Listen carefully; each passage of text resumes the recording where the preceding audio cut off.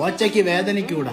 അങ്ങനെ അത് പൊങ്ങുന്നോ? ഏത്? അല്ല, പ്രായമായില്ലേ? എടാ, നിന്റെ അച്ഛ ഇവിടെ പണിക്കാൻ നേരത്ത് അങ്ങേർക്ക് 85 വയസ്സുണ്ടായിരുന്നു. അങ്ങേര് കിടപ്പിലായപ്പോ തന്ന വാക്കാ നിന്നെ ഇവിടെ പണിക്ക് നിർത്താന്ന്. ഓ, പറച്ചിലേട്ടത്തൊന്നും മുഖ്യന്റെ പദവിയാണ്. എൻ്റെ അപ്പക്കൊരു മരുമോൾ വേണം, എൻ്റെ ഉമ്മക്കൊരു മോള് വേണം, എനിക്കൊരു വൈഫിനെ വേണം, തരുമോ ആരേലും. എന്താ അർത്ഥവത്തായ വരികളല്ലേ?